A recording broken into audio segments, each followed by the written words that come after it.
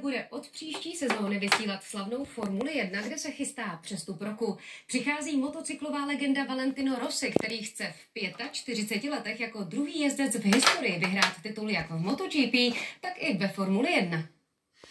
Rossi chce napodobit Johna Surteese, který jako jediný v historii vyhrál titul v obou prestižních disciplínách. Britovi se to povedlo před dlouhými 59 lety. Je to pro mě obrovské lákadlo. Formuli už jsem v minulosti vyzkoušel, takže vím, že dokážu být nejrychlejší. Taky mě láká, že příští rok vysíláte na Nově. Náš štáb vyrazil na tajný test do Bahrajnu, kde si Ital pro začátek vyzkoušel speciál LMP2 na vytrvalostní závody. Potřeboval jsem si zvyknout na 4 kola, je to první krok a po novém roce začínáme ostré testy ve Formuli. Podepsal jsem roční smlouvu s Red Bullem. V Itálii tahle novinka rozpoutala totální šílenství. Úřadující mistr světa Max Verstappen se na nového parťáka těší.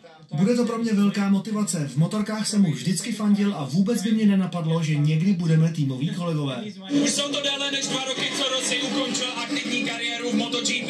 My jsme tady na posledním závodu sezony ve Valencii zjišťovali, co na jeho velký přestup říkají bývalí kolegové. Hned jak se Valentino dozvěděl, že Formule 1 se bude vysílat na Nově od příštího roku, tak mě zavolal a já mu doporučil, ať do toho rozhodně. A podle mě to bude paráda. A určitě mu přeju všechno nejlepší, přece jenom 9 titulů v motorkách už má, tak třeba bude mít právě ten 10.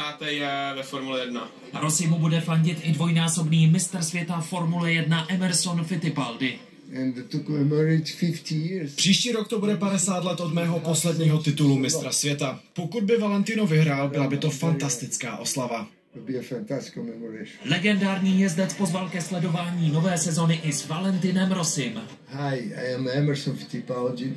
Watch Formula 1 at Nova Sports. Startujeme 29. února v Bahrajnu.